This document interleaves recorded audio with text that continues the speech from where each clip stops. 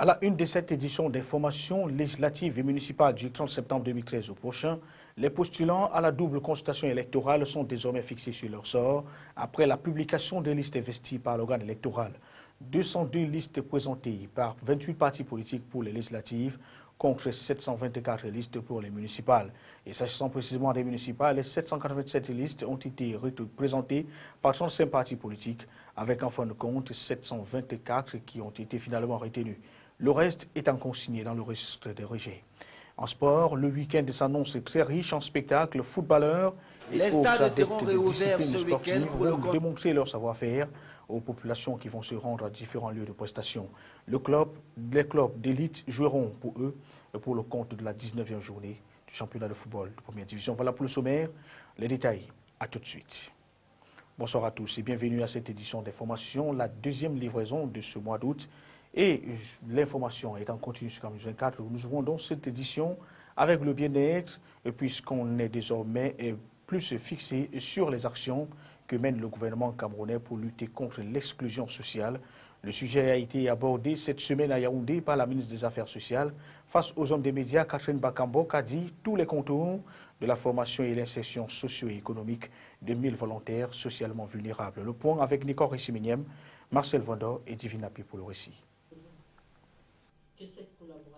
Au cours de ce point de presse qui tenait lieu de communication gouvernementale, la ministre a parlé de la sélection, de la formation et de l'insertion socio-économique de 1000 volontaires socialement vulnérables, à savoir les pygmées, les mbororo, les peuls, les enfants de la rue et les jeunes des zones frontalières de l'AQV 2013 du service civil national de participation au développement. Dans les prochains jours, ces jeunes âgés de 15 à 35 ans seront sélectionnés et formés dans les domaines de l'agriculture, de l'élevage, de l'artisanat et de la pêche. Cette action participe de la mise en œuvre de la politique d'inclusion sociale prescrite par le chef de l'État, son Excellence M. Paul Biya, et elle va faciliter davantage l'insertion professionnelle de ces jeunes et réduire par conséquent leur dépendance, faisant d'eux non plus des assistés, mais bien des acteurs du développement. La répartition des quotas au plan national est organisée en 5 zones. La première sera constituée d'un Bororo et Peul, soit 40 jeunes pour l'Adamawa et 30 pour le Nord. 100 jeunes seront formés au Sud, tandis que 150 seront pris en charge à l'Est pour la deuxième zone. Dans les régions du centre et du littoral, où l'on rencontre essentiellement les enfants de la rue, l'on prendra 200 enfants partout. La zone 4, peuplée en majorité d'un Bororo, verra la prise en compte de 40 jeunes au nord-ouest et 60 à l'ouest. Enfin, ce programme va s'intéresser aux jeunes vulnérables des zones frontalières comme Akwaya, Ekok, Darak, soit 100 jeunes au sud-ouest, 30 au nord et 50 à l'extrême nord. Comme vous le savez, la lutte contre l'exclusion sociale est au cœur des priorités du gouvernement. En effet, au moment où notre pays s'engage résolument dans le train de l'émergence, il doit pouvoir compter sur tous ses enfants. Accompagnée pour la circonstance par le ministre de la Communication Issa Tiroma Bakari, la ministre des Affaires sociales a dévoilé les critères de sélection de ces 1000 volontaires et précisé que ce programme se fait en partenariat avec l'Agence du service civique national de participation au développement, rentre dans le cadre de la convention signée le 5 juin 2013 entre son ministère et l'agence, convention relative à l'encadrement civique des personnes socialement vulnérables. Parlons cette fois des industries extractives avec le Cameroun qui fait tout pour accéder au statut de pays conforme le 15 août prochain. Après la publication du rapport de conciliation de l'exercice 2012, le 31 juillet dernier, les membres du comité ITI Cameroun se sont une fois de plus retrouvés ce 1er août 2013 à Yaoundé autour du validateur. Il était question ici de réajuster ce rapport avant sa transmission et les travaux ici étaient présidés par le ministre Alamine Ousmane Mey. Il est en charge du portefeuille des finances au Cameroun. Reportage Jean-Pierre Bitongo, Alexis Clodamougou, Divinapi une fois de plus pour le récit. En ouvrant les travaux, le ministre des Finances a réitéré à l'assistance l'engagement irréversible du gouvernement camerounais pour l'amélioration de la gestion des ressources extractives. montrant ainsi la grosse conscience du Cameroun à répondre présent à la date du 15 août 2013, jour J pour la transmission au secrétariat international du rapport du validateur, lequel a fait une vingtaine de recommandations, dont certaines lors de sa présentation. La 6, l'implication de la société civile, c'est essentiel. La 7, l'implication des entreprises, c'est également absolument essentiel. La 8, la levée des obstacles, c'est essentiel. Le plan d'action à l'exigence 5, son financement par le budget de l'État, c'est aussi essentiel. Après, c'est vrai que techniquement, il y a des exigences comme la 9 qui sont absolument essentielles, puisque l'objectif final de l'ITIE, c'est être capable de publier l'exhaustivité des paiements et des revenus issus du secteur extractif. Pendant les échanges, les représentants de la Banque mondiale, du Fonds monétaire international et de la Banque africaine de développement sont restés unanimes sur les efforts constants du Cameroun qui méritent un accompagnement, des insuffisances devant être gérées avec le temps. Après une première validation du Cameroun qui s'est conclue en février 2012 à Londres par la décision du Conseil d'administration de rallonger de 18 mois le statut du pays candidat, le ministre des Finances ne cache pas son optimisme pour l'avenir. Nous avons bon espoir que les efforts qui ont été faits dans l'optique donc de satisfaire aux 20 exigences de l'initiative ITI, que ces observations, ces efforts vont porter les fruits attendus. Ainsi, lorsqu'un pays a satisfait à toutes les exigences, le conseil d'administration de l'ITI le désigne comme pays conforme. Un État qui invite le pays à maintenir son statut en procédant tous les 3 ans à une nouvelle validation afin de confirmer sa pérennité au sein de l'instance. Distinction, l'Association pour le développement de la presse vient de choisir ses élus. Parmi eux, un certain Moïse Abendjabé, qui a été fait citoyen africain du cinquantenaire. Le Grand Prix lui a été décerné ce 1er août 2013 à Yaoundé et la promotion du dialogue social, l'activisme et surtout son énergie au soutien des jeunes aurait milité en sa faveur. Compte rendu Jean-Pierre Bitongo, Alexis Claude Amougou, Pinto Akoum. Selon les responsables de l'Association pour le développement de la presse, ce prix milite pour la création d'un panthéon africain destiné aux héros d'avant les indépendances. Il se penche sur la reconnaissance des filles et fils de l'Afrique qui bataillent pour aider le continent pour la résolution de ses problèmes. Et ici, il y a un Africain qui a essayé de faire aussi sa part. Je lui donne l'occasion de le reprendre dès le lendemain.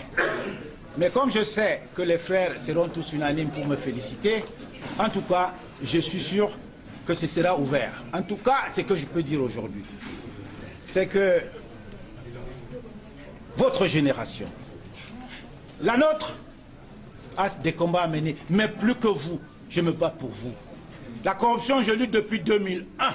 Cet événement visait également à célébrer cet homme qui s'est longtemps battu sur la scène nationale et internationale pour consolider la paix et l'unité. Moïse Albert Njambé, nommé ambassadeur des bonnes causes pour la société civile africaine, projette l'image de cet homme qui étonne et séduit par sa grande simplicité et sa générosité légendaire, malgré les persécutions judiciaires qui fondent son actualité. Outre la promotion du dialogue, on retient de l'homme sa simplicité, son altruisme et sa détermination au soutien des jeunes à une certaine période de sa vie. Le cas illustratif est son appui à l'éducation à travers l'opération Bourse Bikaye qui visait à récompenser les jeunes bacheliers. La construction des salles de classe en une semaine et d'autres concours exceptionnels dirigés vers les plus démunis font partie de ses œuvres. Pour couronner ce palmarès, il est distingué le fils directeur de l'ONG SOS Dialogue dans la réduction des inégalités et de la pauvreté humaine. Législatives et municipales du 30 septembre 2013 au prochain, les postulants à la double consultation électorale sont désormais fixés sur leur sort après la publication des listes investies par l'organe électoral. 202 listes présentées par 28 partis politiques pour les législatives contre 724 listes pour les municipales. Et s'agissant plus précisément des municipales, c'est 784 listes qui avaient été présentées par 35 partis politiques avec enfin 724. Elles ont été retenues et pendant ce temps, c'est déjà le temps de grincement des dents puisque certaines listes ont tout simplement été rejetées pour des motifs divers. Les détails de Nada Nouzoua. 2 lists Le rejet de candidature par l'ECAM repose essentiellement sur des bases légales. Il s'agit des listes de candidats n'ayant pas rempli les conditions prescrites par la loi électorale selon les résolutions de la session de plein droit tenue du 29 au 31 juillet par l'institution en charge de l'organisation des élections au Cameroun. Sur 250 postulants aux 180 sièges à pouvoir à l'Assemblée nationale, 202 ont été reçus et 48 candidatures rejetées. Les 38 partis politiques en course ici sont logés à la même enseigne en termes de motifs de rejet qui portent pour la plupart sur l'absence de quittance de versement du cautionnement et le non-respect de l'approche genre. Par ces motifs, l'Alliance pour la démocratie et le développement, l'ADD de Garga Amanadji, perd 3 listes à la députation dans la région de la Damawa. Le Social Democratic Front de Nidjon Fundi va essuyer le même revers dans cette partie du pays. Idem pour l'Union des populations du Cameroun, l'UPC et la Révolution camerounaise du peuple uni, dont les listes ont été invalidées dans le département du Ndjerem. Dans la région du centre, le MRC ne sera pas présent dans les départements du Mbamekim, la Mefouya Kono et la Leki. Il est reproché au parti de Maurice Kamto de n'avoir pas produit plusieurs pièces constitutives du dossier comme le veut la loi. L'UDC d'Adamoun Damjoya, pour n'avoir pas produit la quittance de versement de la caution, n'ira pas également aux législatives dans le Mfundi. À l'ouest, Pierre Kouemo, bien qu'ayant vu ses listes pour les municipales réhabilitées dans les 3 communes du Onkam, ne battra pas campagne dans le même département pour le compte des législatives. Les listes de l'Union des mouvements socialistes n'ayant pas respecté l'approche genre. À ces cas de figure se joignent d'autres formations politiques telles l'UNDP, habituées de l'hémicycle, mais recalées cette fois par l'ECAM. Pour ces partis politiques, c'est le plan B qui ouvre la voie au recours auprès de la Cour suprême, siégeant comme Conseil constitutionnel, décidera en dernier ressort de leur sort. Aide publique à la communication et 243 millions de francs CFA à répartir aux principaux bénéficiaires. C'est la principale résolution qui filtre des travaux de la 12e session de la Commission nationale d'examen des demandes d'accès aux bénéfices de l'aide publique à la communication réunie cette semaine dans la salle des conférences du ministère de la Communication à Yaoundé. Placé sous la présidence de Issa Chiroma Bakari, 207 dossiers étaient soumis à l'examen des commissaires pour cette enveloppe de 185 millions de francs CFA en 2011. L'enveloppe allouée à l'aide publique à la communication est passée à 243 millions de francs CFA, une augmentation sensible de 58 millions qui s'accompagne d'une inflation du nombre de demandeurs. Toute chose qui ne favorise pas la consistance des montants à répartir. Tous les maillons des services de la communication issus des initiatives à capitaux privés sont concernés. Il s'agit entre autres de 3 demandeurs de la presse cybernétique, 3 télévisions, 3 producteurs, 3 imprimeurs, 11 radios communautaires, 86 organisations professionnelles et des organes de la presse écrite.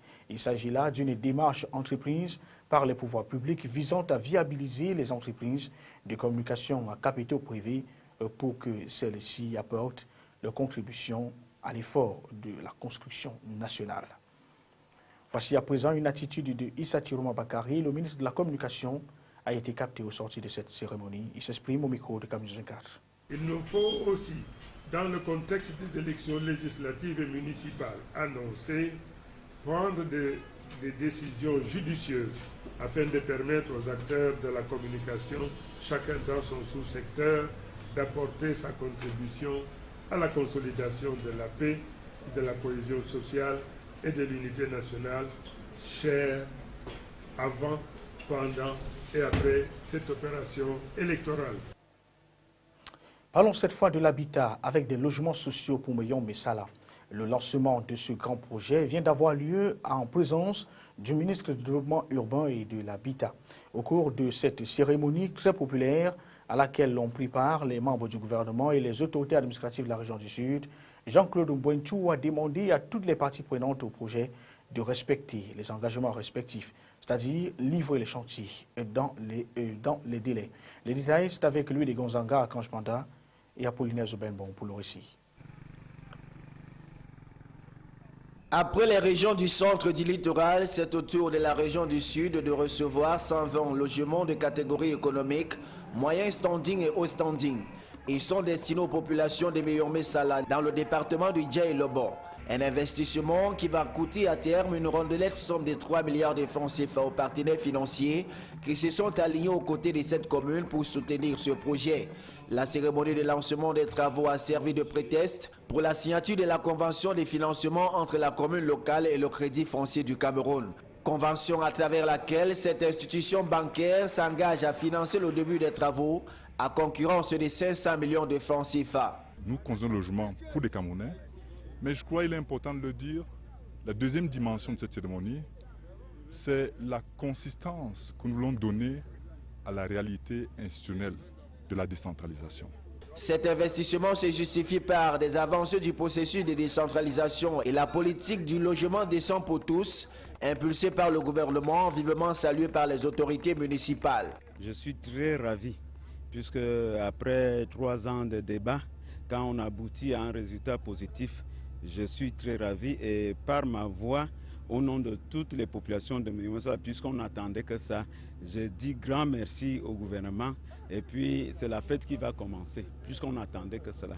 Pour le ministre Jean-Claude Mbouemtou, la réussite de ce projet doit passer par le respect des normes, des qualités et des délais d'abord, mais aussi par l'implication totale des ministères partenaires et le respect des clauses contractuelles par tous les acteurs. Cette cérémonie dont l'objet est un enjeu majeur de développement a connu la présence des ministres Basile Atanganankuna, Jacqueline Koum Abisike et Patrice Ambassala. On n'attend plus que les uns et les autres soient véritablement à l'heure dans la livraison des différents chantiers. Parlons cette fois du budget d'investissement public avec le taux de réalisation des projets qui piétinent à l'Est. Il affiche un pourcentage en dessous de 5%. La révélation a été faite récemment au cours des travaux de la deuxième session du comité de suivi participatif du budget d'investissement public de la région pour l'exercice de l'année en cours dans le soleil levant. Malgré le faible taux de réalisation, l'honorable Paul Danata rassure qu'au prochain BIP, les chiffres seront croissants en dépit des multiples difficultés et que connaît l'exécution physico-financière des projets. Les détails avec Roméo Tignan et Nesta Teba et Letichio pour le récit. Parmi les difficultés notées au cours de cette assise qui a réuni toute la chaîne essentielle de l'exécutif des projets publics à l'Est autour du président régional de suivi, l'honorable Paul Danata, le problème de non-achèvement des chantiers de construction des établissements dits primaires dans les 4 départements de la région s'est posé avec acuité, rendant le débat très houleux. En ce qui concerne les salles de classe, ça a été une instruction du premier ministre chef du gouvernement que tous les salles de classe qui ont été projeté pour cette année 2013 au niveau de l'éducation de base, que ces salles de classe soient réalisées avant la rentrée prochaine. Quand il y a inscription budgétaire avec processus, n'est-ce pas, de marché, la réalisation verra le jour. Aujourd'hui, il n'y a pas de négligence sur un projet, quelle que soit, n'est-ce pas, sa taille.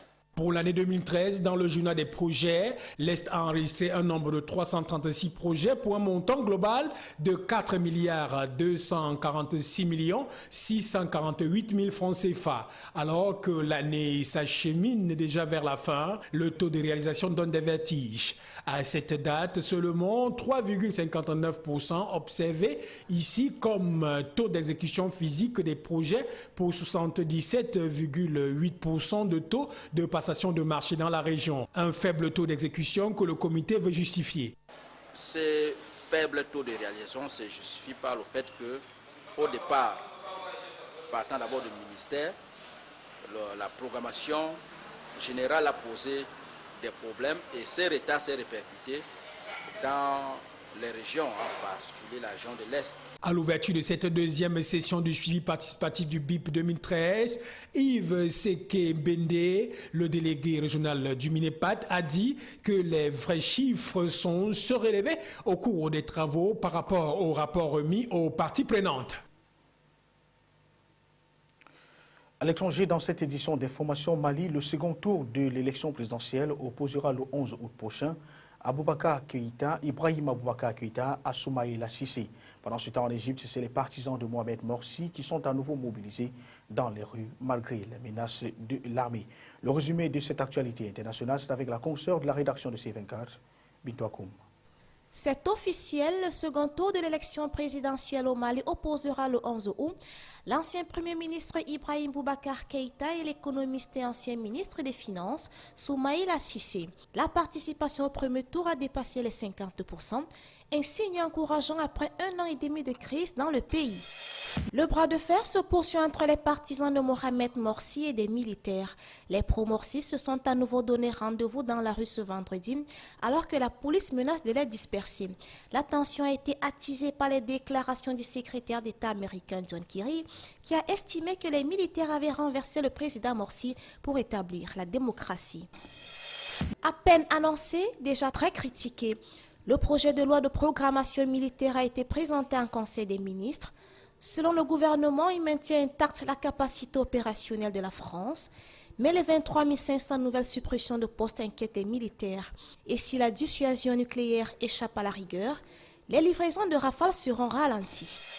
Une décision qui reste en travers de la gorge des États-Unis. La Russie a accordé jeudi un asile d'1 an à l'ancien consultant du renseignement américain, Edward Snowden. La Maison-Blanche s'est dite extrêmement déçue et réfléchit à l'annulation d'un sommet bilatéral prévu à Moscou début septembre. Où peut-on acheter de la sève de bouleau, boisson typique de l'ère soviétique, tout en faisant ses courses dans des boutiques de luxe? Réponse au GUM à Moscou. Cette vénérable galerie marchande fête ses 120 ans. Conçue à l'époque tsariste, elle avait été fermée par Staline qui avait remplacé des boutiques par des logements pour fonctionnaires. Dans les années 50, on y faisait la queue pendant des heures pour acheter des chaussures importées. Aujourd'hui, c'est un temple des marques de luxe qui continue à refléter l'évolution de la Russie. En sport, le week-end s'annonce très riche en spectacles et couleurs. D'un côté, il y aura les footballeurs qui vont descendre dans les différents stades pour le compte de la 19e journée de la MTN et les douanes. Et de l'autre côté, les responsables, alors les acteurs de différentes disciplines sportives vont également se mouvoir au bon plaisir des spectateurs. La mouture de l'actualité internationale, de la mouture sportive, c'est avec Apollinaire Zoubenbon. Les stades seront réouverts ce week-end pour le compte des 19e journées du championnat national d'élite 1 et 2. Une seule rencontre est programmée ce samedi à Bafan entre Unisport du Honkam et Djalakwan Sport Academy de Limbé.